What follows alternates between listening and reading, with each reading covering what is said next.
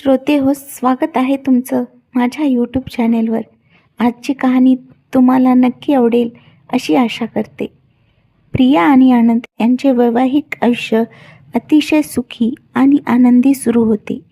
आनंद एका नामांकित कंपनीत मोठ्या पदावर होता. तो दिसायला अत्यंत देखणा होता आणि प्रियावर जीवापाड प्रेम करायचा. प्रिया घरची लक्ष्मी होती आणि सर्वांची काळजी घ्यायची. प्रियाची लहान बहीण काव्या ही दिसायला अत्यंत सुंदर, चंचल आणि आधुनिक विचारांची होती.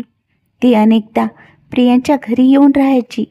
प्रियाला वाटायचे की तिची बहीण तिच्या आनंदाने खुश आहे, पण प्रत्यक्षात काव्याच्या मनात प्रियाबद्दल भयंकर मत्सर होता.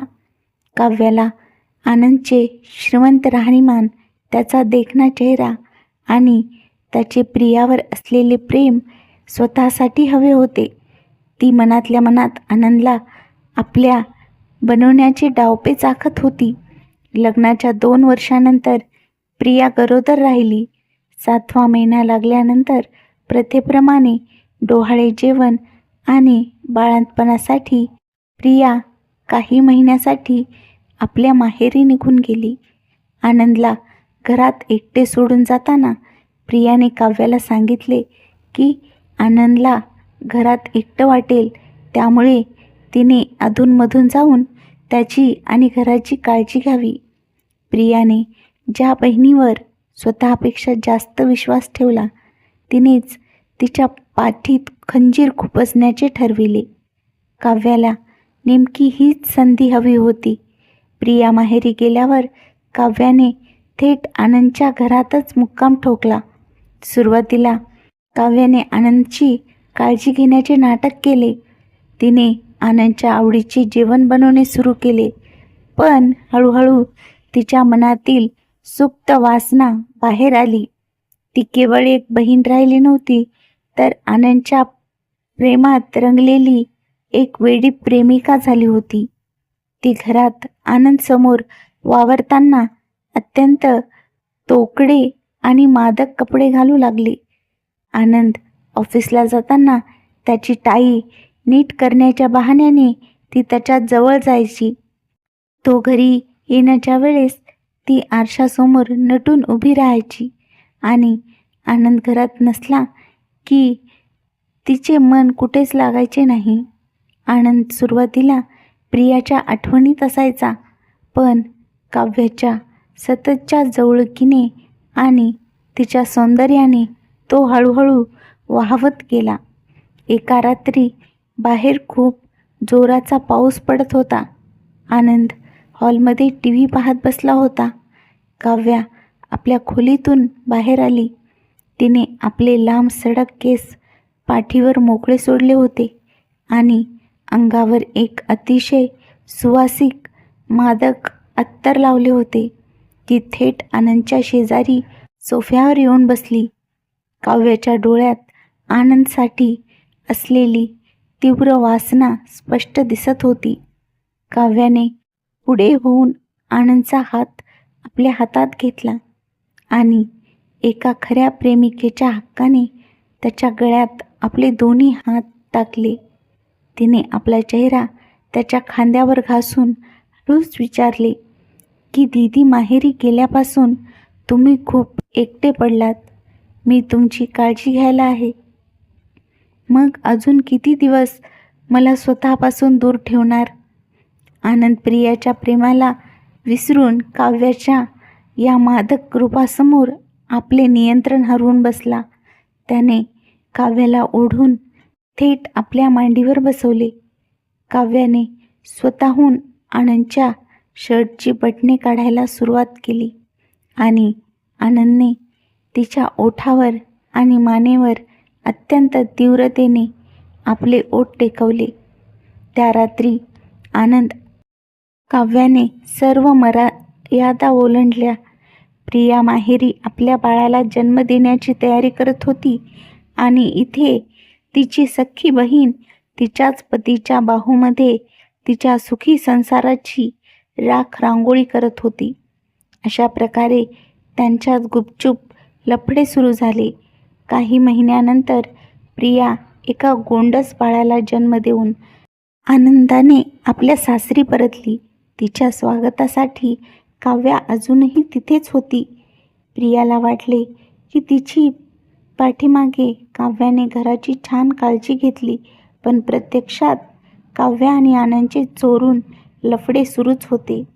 आनंद आता प्रियासमोर जाताना अपराधी भावनेने वागायचा, तर काव्या मात्र प्रियाच्या डोळ्यात धूळ फेकून आनंदला चोरून नजरेने इशारे करायची.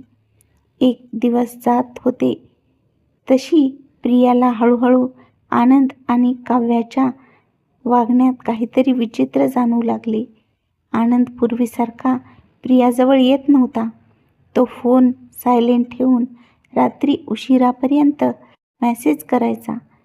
एकदा आनंदचा शर्टवरून प्रियाला त्याच मादक अत्तराचा सुवास आला जो काव्या वापरायची. प्रियाच्या मनात संशयाची पाल चुकचुकली, म्हणून तिने दोघांवर बारीक लक्ष ठेवण्याचे ठरवले. एक दिवस प्रियाने दोघांना रंगेहात पकडण्याचा प्लॅन आखला. तिने आनंदला सांगितले की ती बाळाला घेऊन डॉक्टरांकडे जात आहे आणि यायला उशीर होईल. आनंद आणि काव्याला वाटले की ती त्यांना एकांत मिळाला आहे. प्रिया घराबाहेर पडली, पण डॉक्टरांकडे न जाता काही वेळाने गुपचूप मागच्या दरवाजाने घरात परत आली. घरात कमालीची शांतता होती. प्रिया हळूच बेडरूमच्या दिशेने गेली. बेडरूमचा दरवाजा अर्धवट उघडा होता. प्रियाने आत डोकावून पाहिले आणि तिच्या पायाखालची जमीनच सरकली. बेडवर आनंद आणि काव्या एकमेकांच्या कवेत अत्यंत जवळ आले होते. काव्या आनंदच्या गळ्यात हात टाकून विचारत होती की तुम्ही प्रियाला कधी सोडणार आहात, कारण तिला आता हे चोरून भेटणं सहन होत नाही. त्यावर आनंद तिच्या ओठांवर चुंबन घेत म्हणाला की लवकरच तो प्रियाला घटस्फोट देईन, कारण त्यालाही आता फक्त तीच हवी आहे. आपल्या सख्या बहिणीचा आणि पतीचा हा विश्वासघात पाहून प्रियाच्या डोळ्यातून अश्रू वाहू लागले. तिने रागाने बेडरूमचा दरवाजा जोरात ढकलला. प्रियाला समोर उभे पाहून दोघांचेही चेहरे पांढरे पडले. प्रिया मोठ्याने ओरडली की कशी लाज वाटली नाही तुम्हाला. काव्याने नेहमीप्रमाणे स्वतःचा बचाव करण्याचा प्रयत्न करत म्हटले, दीदी माझं ऐकून घे, आमचं एकमेकांवर प्रेम आहे. प्रियाने काव्याच्या गालावर एक जोरदार थप्पड लगावली आणि म्हणाली की याला प्रेम नाही, वासना आणि विश्वासघात म्हणतात. प्रेम. प्रियाने क्षणाचाही विचार न करता बाळाला घेतले आणि तिला अशा कपटी लोकांसोबत राहायचे नाही असे सांगून ती कायमची निघून गेली. प्रियाने घर सोडल्यानंतर आनंदला आपल्या चुकीची इतकी भयंकर जाणीव झाली की तो काव्याचा तिरस्कार करू लागला. 2 महिन्यानंतर प्रियाने आनंदविरुद्ध घटस्फोट, बाळाच्या ताब्यासाठी आणि काव्याविरुद्ध फसवणुकीची केस दाखल केली. कोर्टात सुनावणी सुरू झाली तेव्हा आनंदच्या वकिलाने केस फिरवण्याचा प्रयत्न केला, पण प्रियाच्या वकिलांनी भक्कम पुरावे सादर केले. प्रियाने त्या दिवशी घरात प्रवेश करताना आपल्या फोनमध्ये आनंद आणि काव्याचे काही व्हिडिओ आणि ऑडिओ रेकॉर्ड केले होते. जेव्हा ते पुरावे कोर्टात मोठ्या स्क्रीनवर प्ले झाले तेव्हा जज साहेबांनी अत्यंत संतप्त नजरेने आनंद आणि काव्याकडे पाहिले. सर्व पुरावे पाहून जज साहेबांनी आपला अंतिम निकाल सुनावला. कोर्टाने प्रिया आणि आनंदचा घटस्फोट मंजूर केला. लहान बाळाचा संपूर्ण ताबा प्रियाला देण्यात आला. आनंदला त्याच्या मालमत्तेचा एक मोठा हिस्सा आणि दरमहा पोटगी प्रियाला देण्याचा आदेश दिला गेला. तसेच कोर्टाने काव्याच्या कृत्याचा तीव्र शब्दात निषेध करून तिला समाजात गुन्हेगार ठरविले. कोर्टातून बाहेर पडताना प्रियाने एकदाही मागे वळून पाहिले नाही आणि ती आपल्या बाळाला घेऊन एका स्वाभिमानी व नव्या आयुष्याकडे निघून गेली. दुसरीकडे आनंदची नोकरी आणि इज्जत दोन्हीही कोर्ट कचेरीच्या चक्रात धुळीस मिळाली. घरी परतताना त्याने काव्याला रस्त्यातच गाडीतून उतरवले आणि स्पष्ट सांगितले की आजपासून त्याचा तिच्याशी काहीच संबंध नाही, कारण तिच्या चेहऱ्याने त्याचे आयुष्य उद्ध्वस्त केले होते. काव्या रस्त्यावर एकटीच रडत उभी राहिली. तिने बहिणीचा सुखी संसार तर मोडला, पण शेवटी तिच्या पदरात पती, पैसा, कुटुंब किंवा प्रेम काहीच उरले नाही आणि तिच्या हाती फक्त आणि फक्त पश्चातापाची राख उरली. ही कथा तुम्हाला कशी वाटली कमेंटमध्ये सांगा आणि माझ्या चॅनेलला सबस्क्राईब करायला विसरू नका. धन्यवाद.